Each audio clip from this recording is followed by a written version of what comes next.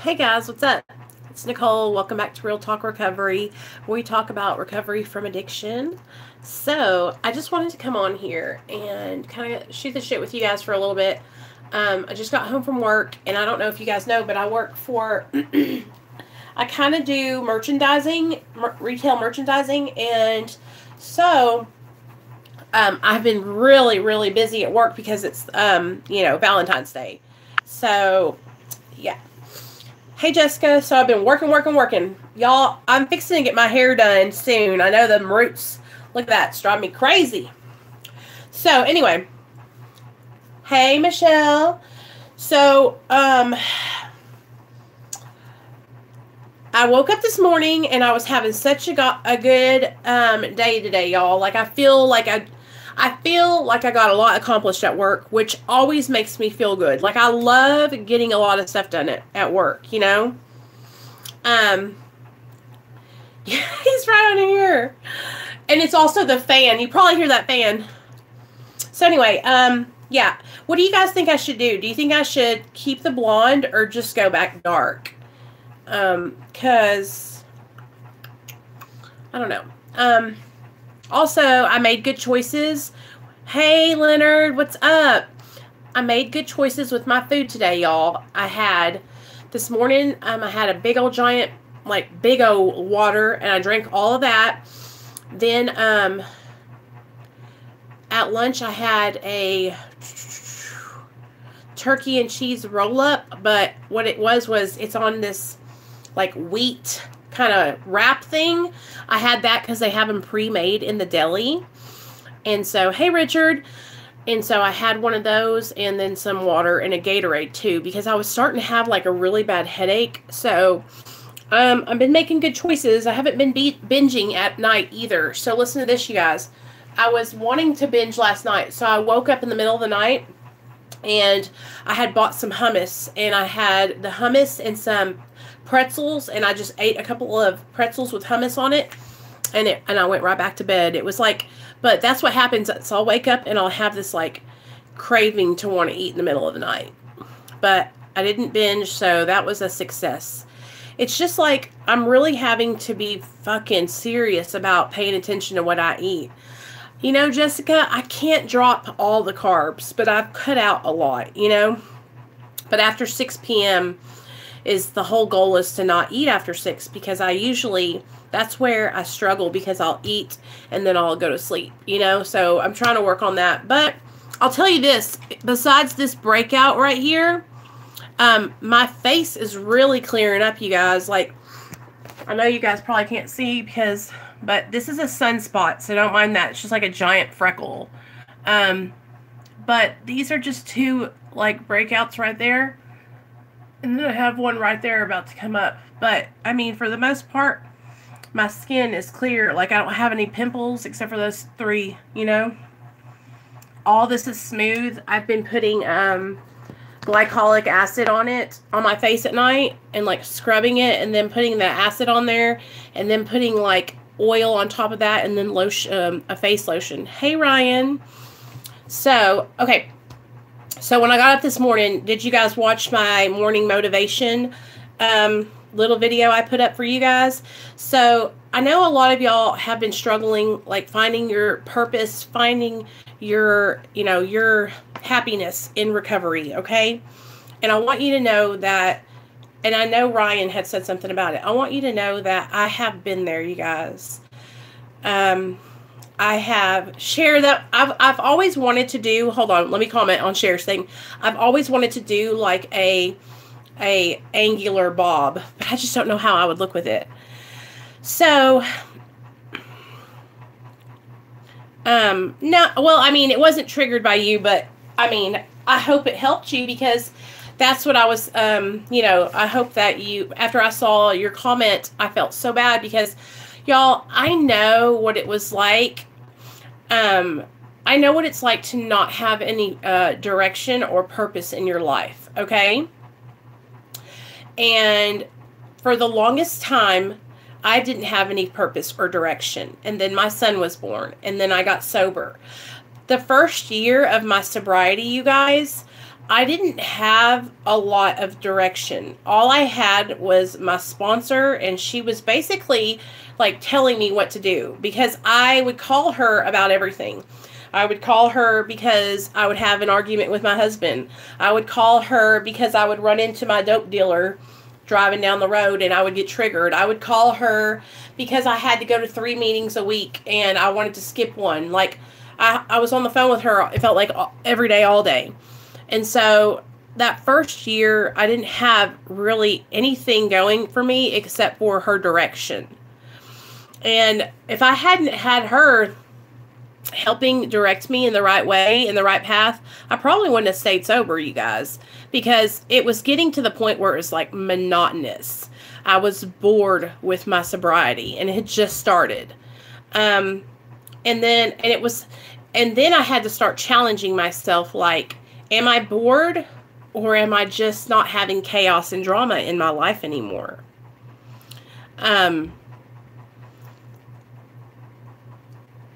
A lot of times what happens whenever we are early in recovery, if we are in relationships and those relationships don't work out, then we feel like we're never going to have anything ever again. We feel like, because when we first get sober, you guys, a lot of us don't know how to be just with ourselves. A lot of us don't know how to be alone. A lot of us don't know how to be okay with just being with ourselves. We need someone else to kind of be a buffer in our life to make us feel okay with us. I'm telling you right now, if you can get into therapy and start working a program, you will learn how to be okay with you without having a man or without having a woman to help you feel better about yourself.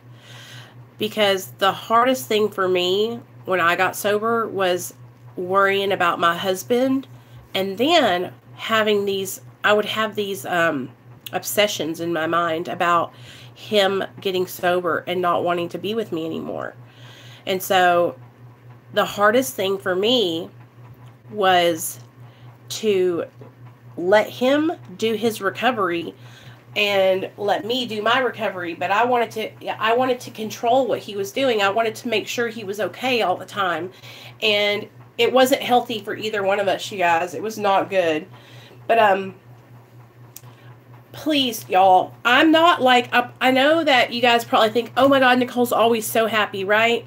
It's not like that, you guys. Like, I'm not always happy. I'm not always having a good day. But I'll tell you this, like, I'm happy in my life today because my life is 10 times better than it was when I was in active addiction. I would not trade my worst day sober for my best day high. I like my life today, y'all. I'm happy with my life, right? And it's nothing exciting. I don't have a lot of stuff going on. You know, I don't have like a party every day. I don't have friends over all the time. You guys see what I do. I mean, I'm a mom. I have a 4-year-old. We hang out. We go to the park. We play blocks. Like, he was just over here playing blocks and doing his racetrack with his trains. But you know what? I'm content with that today because I'm not searching for something to fill me up anymore. I'm not searching for validation from Tom, Dick, and Harry and Joanne and Stacy. I don't need anyone else's validation. I know today that what I'm doing the right thing. I know today that I'm making good choices. And I'm telling you guys, like, every now and then somebody will kind of try to get me to second guess what I'm doing. And I'll have to like have a conversation with all my all the people that I work with, right? All my sponsees and my sponsor and everything, right? And we'll all sit down and have a talk, and I'll lay out the stuff, and then I'm like, no, I know what I'm doing the right thing today. I don't have to worry about anything. You know why?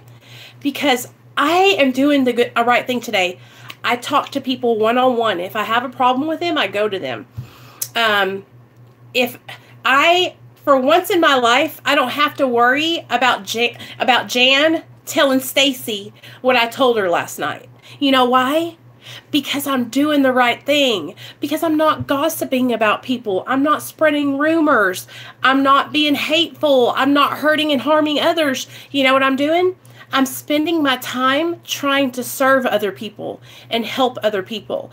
That, I'm telling you guys, so much chaos and drama has been eliminated from my life since I've gotten sober, because I don't take part in negativity and bullshit.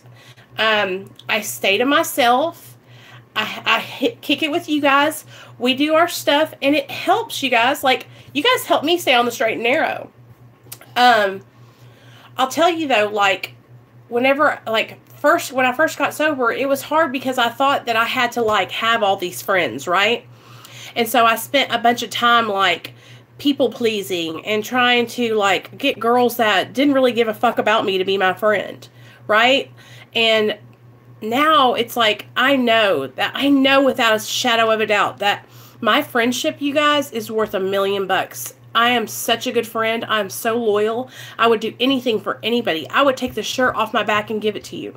I would feed you and take you in. You know what I'm saying? Like, if you needed a place. And today, I can do those things because I'm living my life right.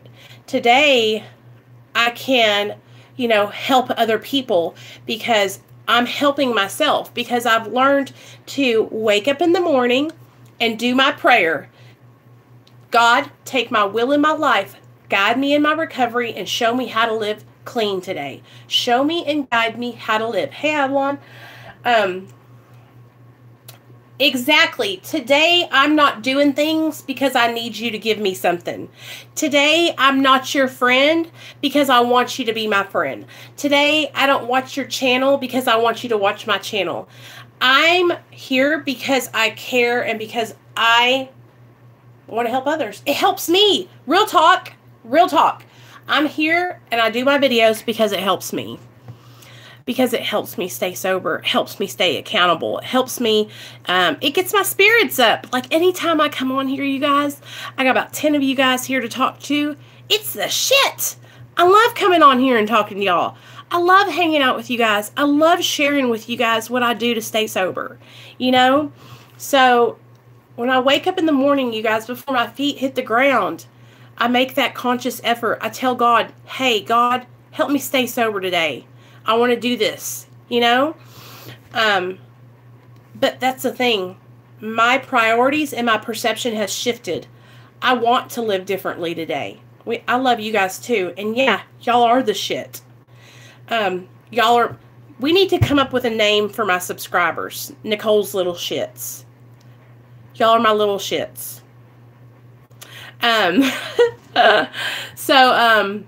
I was watching this. Y'all have got to go watch this YouTuber. The channel's called Angry Grandma. I love you, Nicole, and I love myself because I left some donuts in the bag. Good for you, girl. Bama, I'm glad you are here. We've been wondering where you've been in the chat all morning. Ryan says, definitely. I'm a big shit, though. And so, you guys, I'm telling you, though, Ryan, don't be discouraged, okay? Listen to me. You got to find that inner purpose. You got to find that drive inside of you. And I know that you might not have that push right now. And I know that, I'm sure you've heard all these things before, but act like you have it. Fake it. Act as if. Act as if you're happy. Act as if you want to give back to others. Act as if you are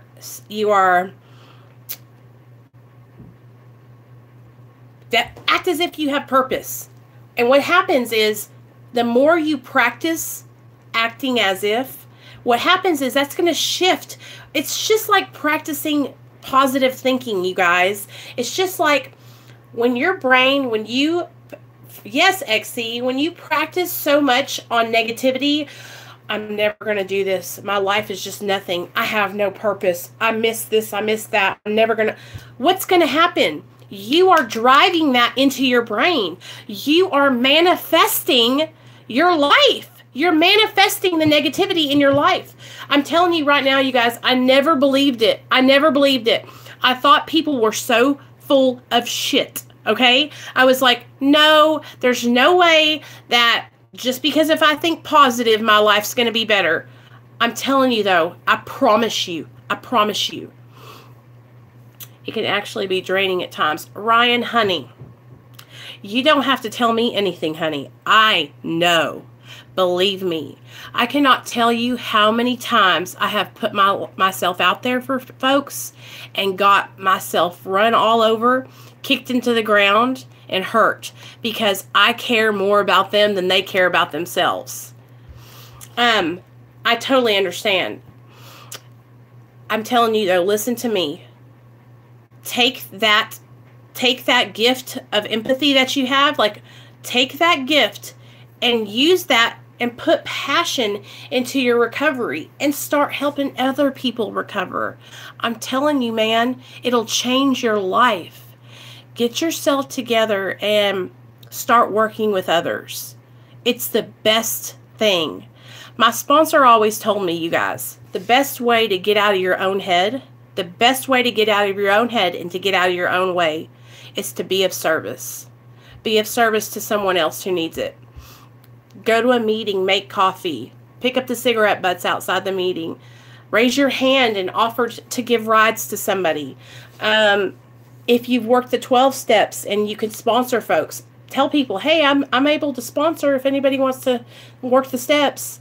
If you haven't started a 12-step program and you're not interested in trying one, there's other programs. In fact, we're going to look them up right now. There's other programs you guys can get into. Okay, here we go.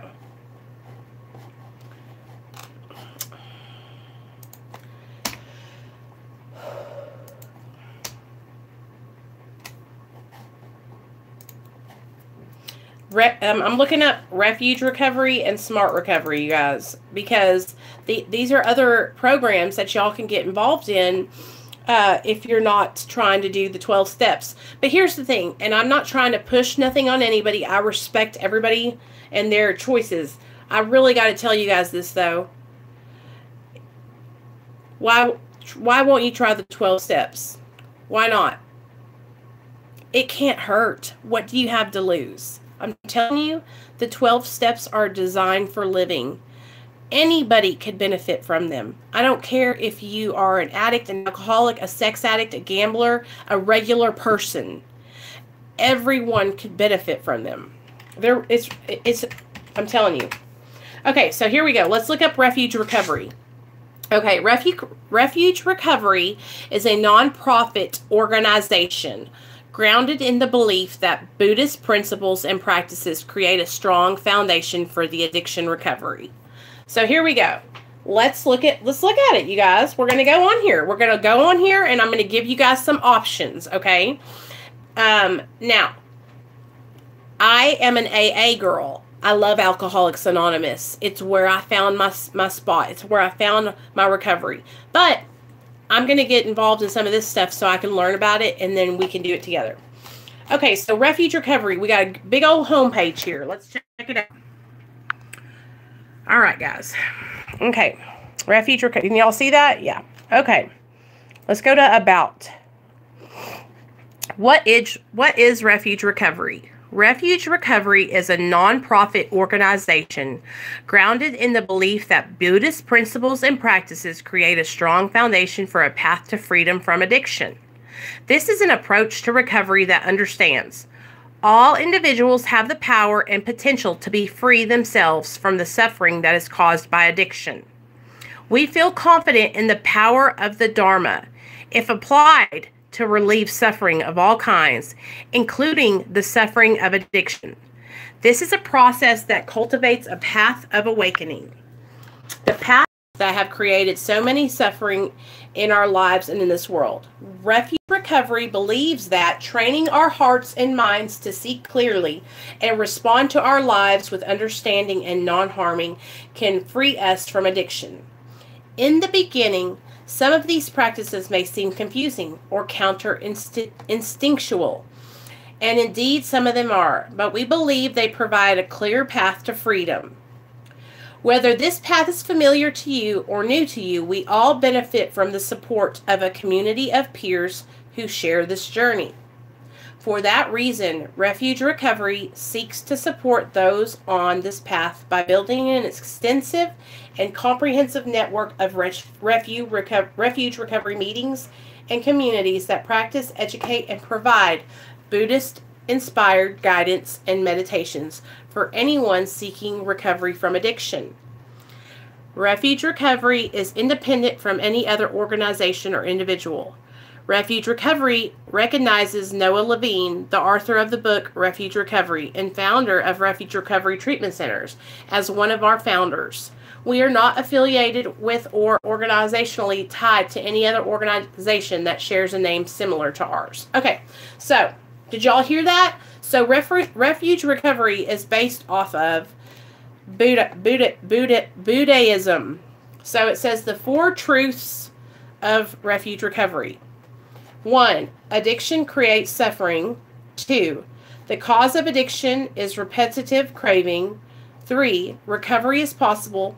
And 4. The path to recovery is available.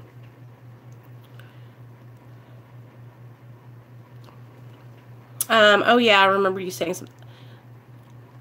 They groups here won't sponsor you unless you are free from all mind-altering substances. Well, Ryan, I'm going to tell you right now, how would they know if you're on medically assisted treatment or anything unless you tell them? Here's the deal, you guys.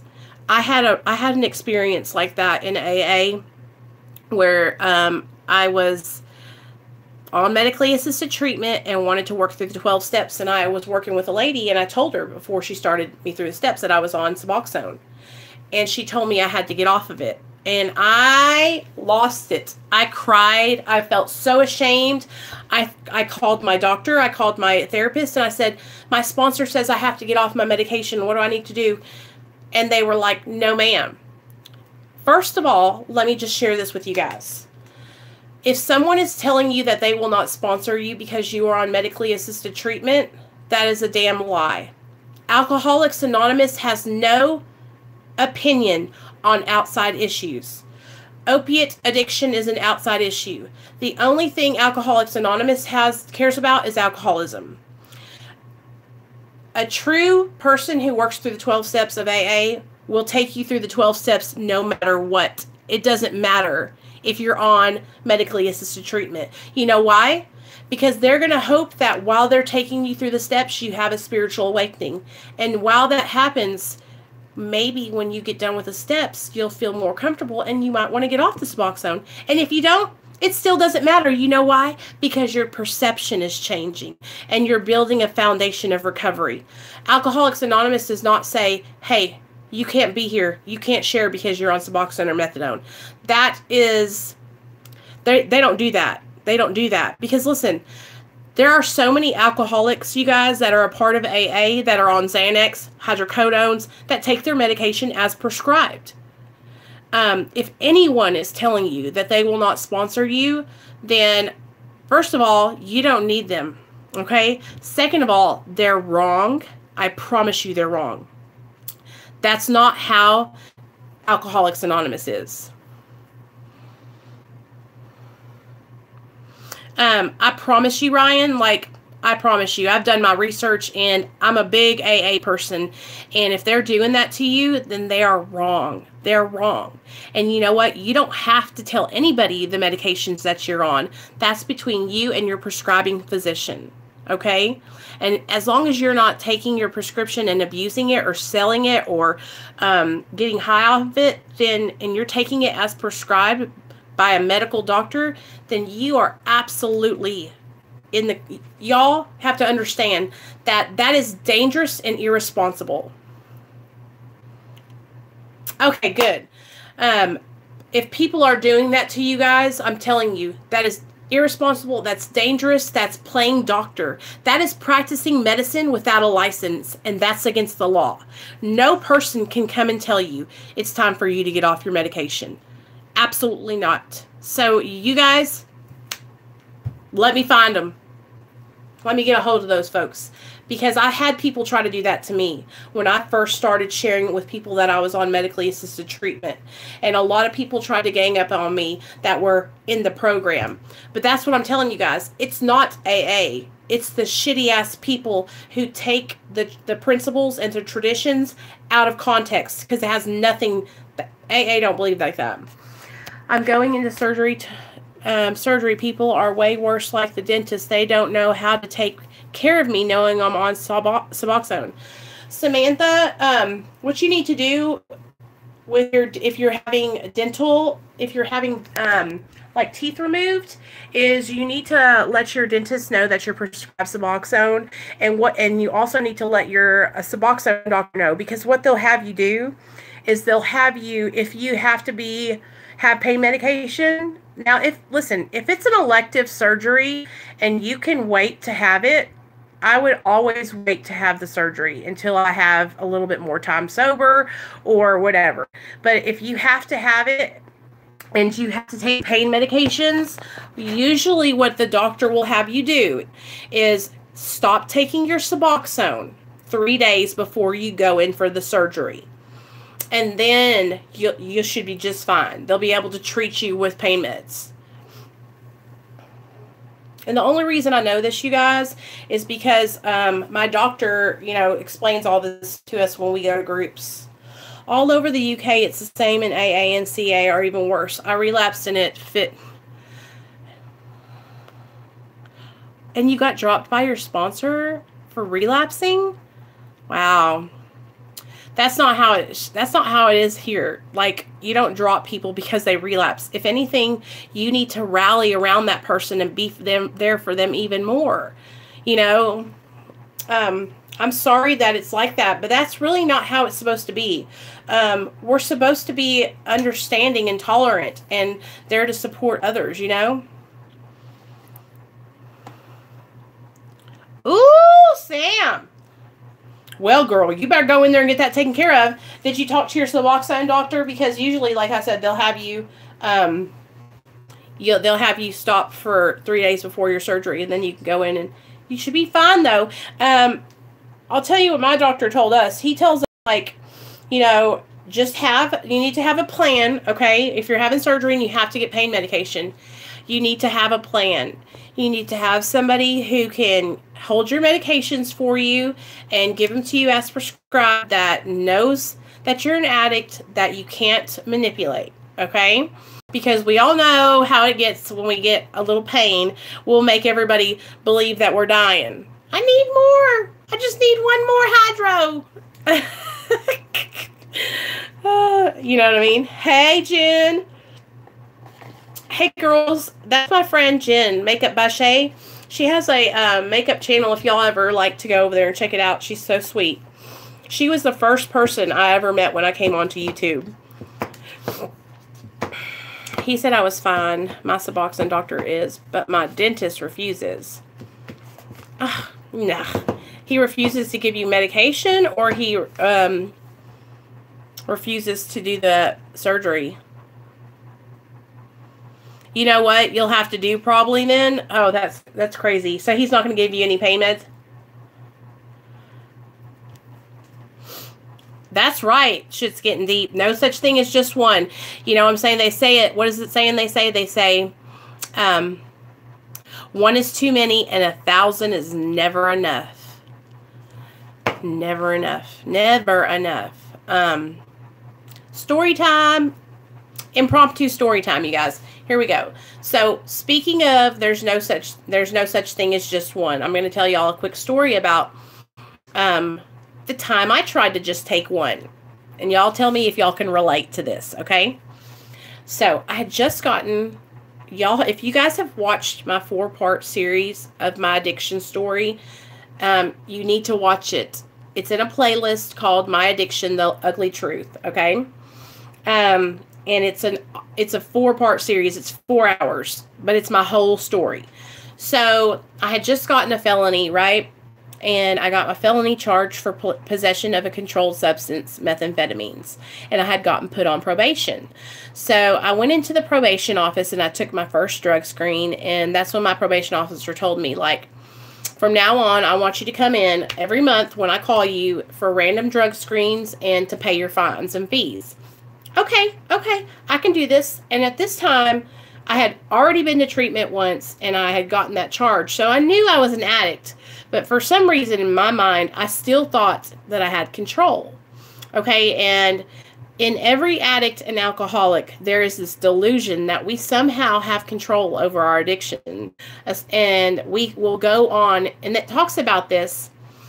It talks about this inside of the big book about how we will go on to the bitter end, to death. We will keep doing this till we die, trying to control. Methamphetamine is methamphetamine. It's a crystal substance. It looks like kind of like cocaine, but it's a lot stronger. If you take it, ingest it, snort it, shoot it in your veins, you will stay up for days, 3-5 days. So, took me years to understand step 1. Still can't explain it. So, yeah. So, we will go on to the bitter end, you guys, trying to control our addiction. Because that's what we all think. Until we can accept, which is step 1, Ryan, accept and admit that we have a problem, wave our white flag of surrender, and then be willing to receive the help. That's the step 1, right? So, here's the deal. I'm on probation. I know I got to take these drug tests, but I still think in my mind that I can somehow, some way get around these drug screens, right? So, first thing I said, well, you know what? I'm not even going to chance it. I'm just going to drink alcohol, smoke pot. Surely I'll be okay. Surely I can get weed out of my system in 30 days, right? So, I start out, I'm drinking beer when I get off from work. Everything's cool. You know, I'm not an alcoholic. I'm just chilling. And the next day comes around. I get a beer before I go to work. And then I get a 6-pack after I get off work. Next day, I have a bottle of vodka before I go to work. And then a bottle of vodka after work. Okay? And this is all in my mind, you guys, because I think, oh, wow. If I drink, it's better than, if I drink and smoke, it's better than taking pills and doing the meth that I got in trouble for, right? Well, I go in and I take my drug screen and I fail for weed. And that's when I learned, because you guys, you got to remember, I had never been drug tested before or anything like that. This is all like when I got my charge, it was 2008 when I got my drug charge, okay? And, I had only been to rehab one time. So I was still learning everything. So then I'm like, okay, I can't smoke weed. And this drinking's just not working out. Like, I'm turning into a lush. I'm drinking morning, noon, and night. I cannot do this. So I was like, okay. Maybe I'll just take Xanax. You know, I'll just take some Xanaxes, take the edge off. I'll be all right. So I'm taking the Xanax. I'll take one before I go to work. Then I'm calling the dealer by the middle of the shift, asking him to bring 6 more. Then I'm calling him after work, asking him to bring 10 bars. You guys, when I tell you this, I would eat 20 bars in a day. Easy, okay? I'm at my job. I'm a waiter, you guys. I'm a waitress and a bartender. So I'm drinking and I'm popping Xans all day at work. Well, I go up on the patio to smoke a cigarette and I'm sitting in the back seat of my car and I don't know what happened. Next thing you know, my boss is waking me up. I've been asleep in the back seat of my car on my shift with my legs hanging out of the door in the middle of downtown Hot Springs, you guys. So my boss is like, wake up, Nicole, are you okay? I'm like, oh, yeah, I'm okay. I mean, I have a whole shift. I'm over here trying to make drinks. I'm like the main bartender. So I get up, I shake a leg, and I'm back at it again. I'm on the floor, I'm waiting tables, I'm slurring my speech, I'm spilling drinks. I mean, I'm just looking crazy. But I'm okay. I can handle it. I can handle this. Well, I got this bright idea. Let me call my dealer and have him bring some cocaine up to work. I'll do this cocaine. I'll be sobered up. Everything will be good. Y'all see the rationalization in my mind, how, oh, well, this isn't working, so I'll do this. So I get the cocaine. And you guys, I can't just snort a line of cocaine at work, okay? Like, I got to go all the way. I got to shoot it up. So I'm in the bathroom shooting cocaine at work. Okay? I shoot the cocaine. I'm walking out of the thing. And I mean, it's like, I'm like this, wah, wah, wah. And I'm looking around, and I look like I'm losing my mind. My boss is like, just go home. I'm not mad at you. You're not fired. Just come back tomorrow when you're okay. And I'm like, okay. I go home, and of course, I couldn't go to sleep, you guys. I couldn't go to sleep. So I got some more cocaine, and I shot cocaine all night long until the next day when I had to be at work at noon. So I go into work, and I look like death. I mean, I look like death. I've been up all night, right? I've been up all night shooting dope. I get a surprise call from my probation officer that I need to come in and take a drug screen. I didn't even, I just walked in and I said, I'm going to fail. And she's like, what? I'm like, I'm going to fail for cocaine, Xanax, and alcohol. And she's like, oh, I don't care. You're going to pee in the cup. And I'm like, but I'm going to fail. She's like, no, you're peeing in the cup. You guys, when I tell you that, back in the day when I would see her, I had the worst bladder fear. I don't know what it is, but it's like, I could know I was going to fail. I could tell her I was going to fail, and I could try so hard to push that pee out, and it would not come out for nothing. So she thinks that I have something up inside of me because I'm not peeing. So she comes in there and makes me take my leg like this and show her. She looks inside there. There's nothing in there. I said, ma'am, there's nothing in there. I'm going to fail. I'm telling you, I'm going to fail. This bitch made me stay there for an hour until I could squeeze out that much pee. And then when I left, I kid you not, when I left, I ran to the gas station and I peed oh. I have that shy bladder thing. So I failed my drug test, you guys. So that's my third drug test I failed, right? I failed 10. I failed 6 more drug tests. And she was like, I'm sending you to prison. Okay? But do you see how, hey, Nikki, do you see how I went back and forth, trying to figure out how I could do drugs and not have negative consequences. How I could do drugs and still work my job and not fail my drug tests. You guys, I did that for years. I did that until I got sent to prison, which was a whole year. Then I went to prison, did a year there, came out, went into the halfway house, and stayed sober for about 6 months and then relapsed. And it was just you guys, I'm telling you, because at that time, step 1, I didn't even know. I had no idea, you guys, that, yeah, she should have violated me, but she wouldn't, you guys, because she was trying to give me a chance. She was trying to give me a chance to change. Because I'm telling you guys, and I've heard this so many times, you have so much potential, Nicole. You could do so much with your life. You could really change and be something. And I heard that for years, and I didn't feel that way about me. I didn't feel like I had potential. I didn't feel like I could be anything. I had no confidence in myself at all. And so all these people, teachers, bosses, would tell me how great I could be. But if I don't believe that, then how can I do it? Then I'm not going to do it. And that was the deal.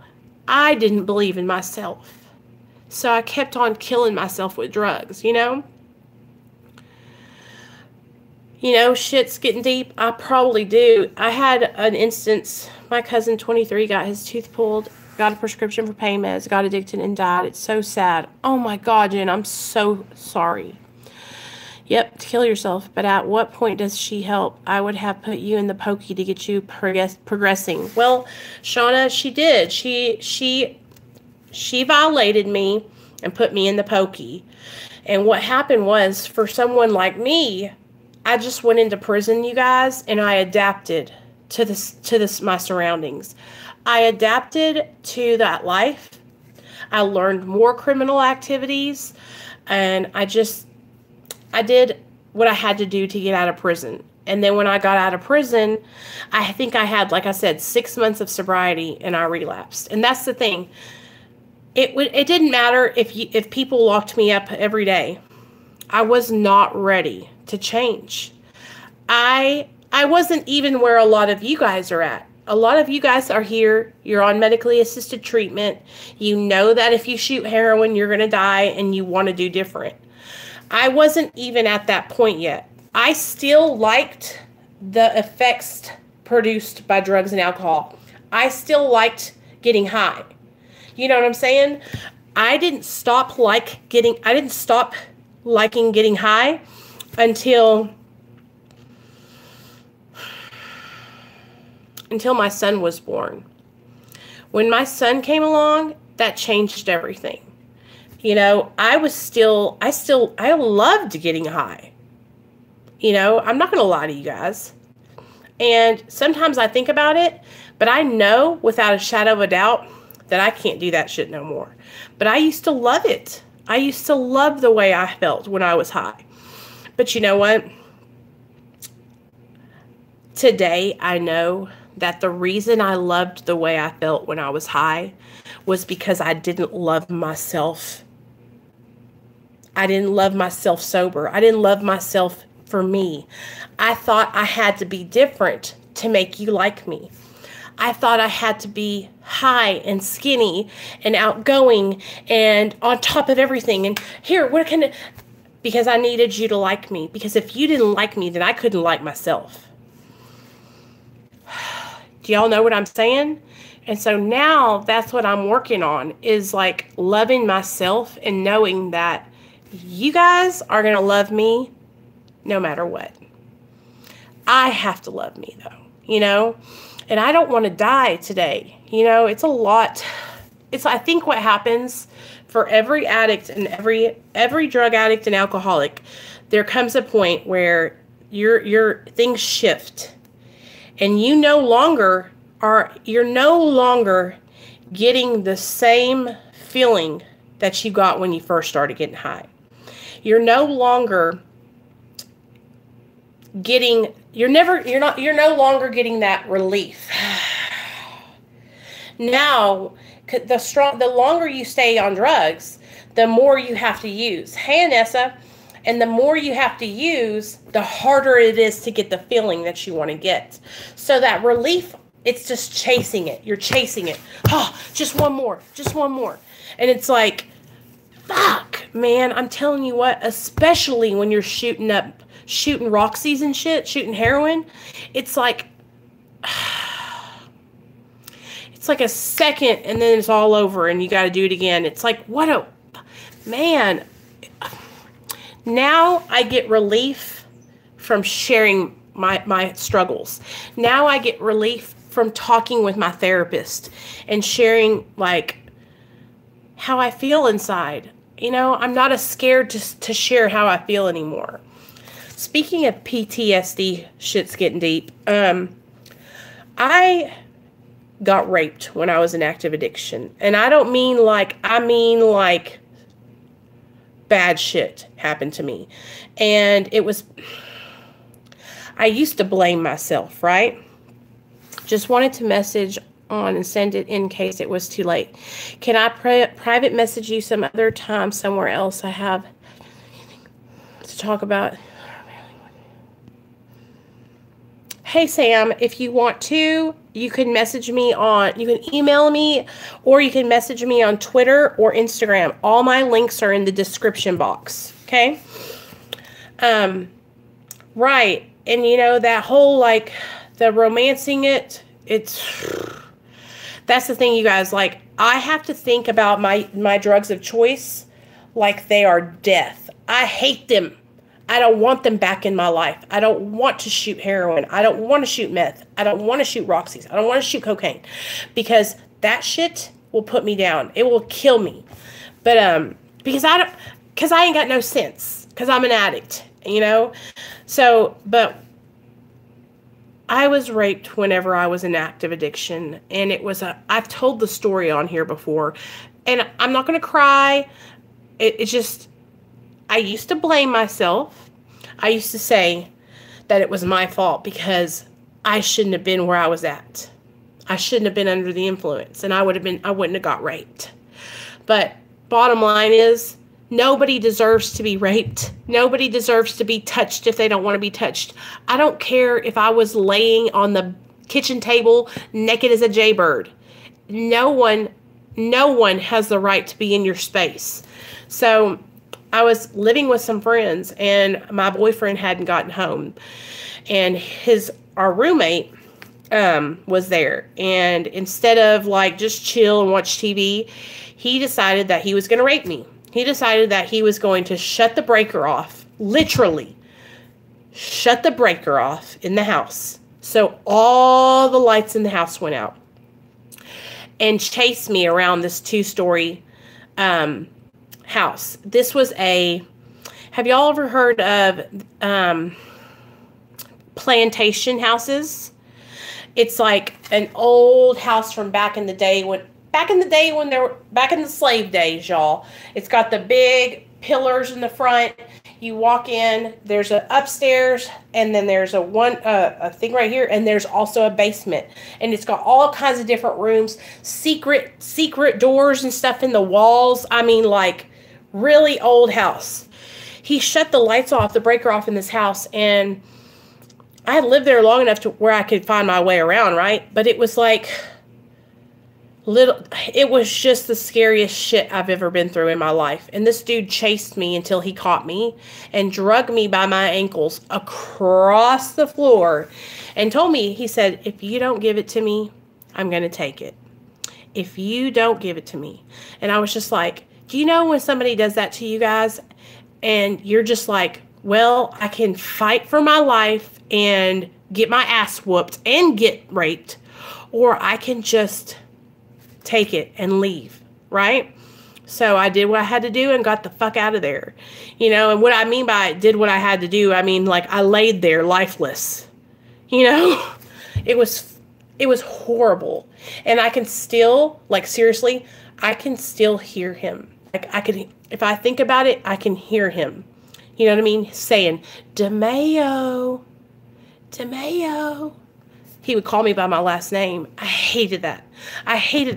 Whenever a guy calls me by my last name, I know that they have no respect for me.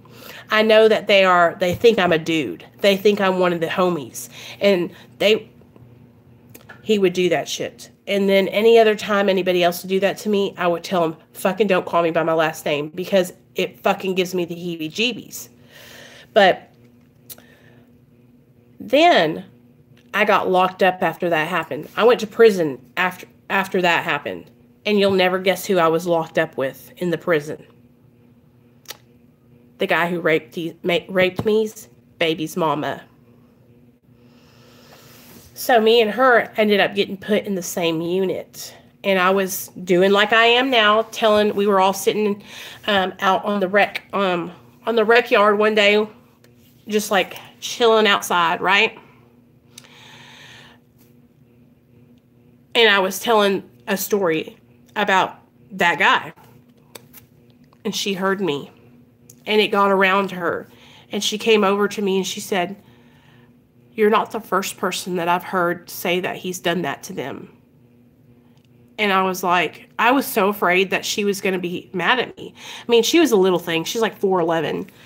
But I was afraid that, you know, I was going to start a fight, you know, in prison. And I didn't need that, you know. But she was like, you're not the first person that I've heard say that. You're not the first person that has said that he's done that to them, you know. And then she showed me pictures. They had 2 kids together, y'all. And I felt so bad, but I also felt so relieved that I could talk to her about it. You know what I mean? And we actually made friends in there and got to know each other and ended up being really good friends, you know, while we were in prison. But this dude, I'm telling you what, bad dude. I didn't know better. Like, I was living with them with him and the guy I was dating. And after that happened, you guys, I left and I never went back there. I never went back there. And then, like 10 years down the line, my baby sister started hanging out with the guy. Not the guy that raped me, but his best friend, the guy I was dating. And I was so mad. I was like, you have got to stop hanging out with him. And she was like, why? What's wrong? What's wrong? And I was like, no, you do not understand. And that's when I sat my baby sister Christine down and told her what happened. And she was like, fuck that. I'm not hanging out with him ever again, you know? And my mom, when my mom found out, man, I feel so bad. My mom found out because she came on my channel and watched one of my videos. And she found out because I never told her about it, you know? And I remember she cried me, she was so upset. She was like, we have to call and press charges. We have to do this, that, and the other, you know? And I was like, Mom, there's not anything we can do about it.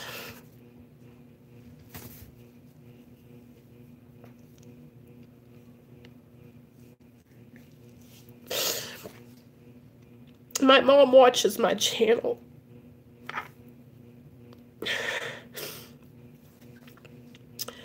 And sometimes she pops in on the live streams, just so y'all know. And she's so cool. And she's going to be on my channel this weekend. So if you guys are going to be here Saturday, I'm going to be at my mom's house. We're going to be hanging out all day long. We're going to ask her questions. We're going to talk. We're going to just have a great time. And y'all are going to get to meet my whole family. She is such a good person. Y'all are going to love her. But, it made me feel so horrible because she found out, you know, she found out because she watched a video, you know.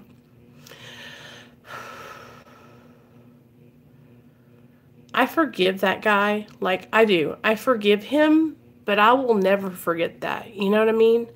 And when me and Neil first got together, I didn't trust him. You know, I had a really hard time with trusting him and being intimate with him and trusting him in an intimate situation, you know? Hey, Jamie. That's why, like, victim shaming and shaming women when they share their stories, you know, if they've been raped or beat or any kind of abuse. Hey, Sam. Oh, Sam, I've been missing you, girl. It's really important for us to support them, you guys, you know? Well, Samantha, I had to work through my resentments with my sponsor, and that saved my life because I was getting high over all that. I was taking all those things that had happened, and I was getting high on that shit. And so if I didn't talk to somebody about it, that's why I can share it now. Because I had to get that stuff off of me. And the more I share, the more power it takes away from it. You know? When that happens, it really messes with your ability to it really does, Anessa. But I forgive him. And you know what? I don't forgive him for him. I forgive him for me. Because I needed to get free from that. You know? Same with the girl who called DHS on me. I forgive her, not because of that, forgiving her for her. I forgive that for me. I needed to get that off me, you know? Hey, buddy, what are you doing? Good, Sam. I'm proud of you, baby. Mom, Daddy said, go ask Mommy if you want a pre-sun or chocolate milk or something. A pre-sun? Okay, do you want a snack too? Can I not have a chocolate milk? Nate, you've already had a chocolate milk. Should I have a candy? A candy? What, Nate? You can have a hot dog. You want a hot dog? We don't even have Yes, we do. You want a hot dog? No. Nate, you need to eat some lunch. Come on. Do you want a Lunchable? Do I want an egg? You want some eggs and toast? I can do that. Anyway, okay, guys. Whew, we just had a good live stream. I'm going to be on later on this evening. Let's bump our live stream back to 7 p.m. tonight, okay, y'all? 7 p.m. Central Standard Time, all right? Is that what it's going to be nap time? Listen, Sam. Yes, Samantha, exactly. And that's why I don't live in Hot Springs anymore, but when I did, like, it was nothing to run into those people, you know? Yeah, Jamie, I'll text you, okay? Okay, guys. 7 p.m. Central Standard Time. I'm going to get off here and get Nate something to eat. And I love you guys. Thanks for being here. This was a good live stream. I love just being able to share things with you guys. And this is great. So anyway, Samantha, send me a message on Instagram or email me. And Jamie, I'll text you.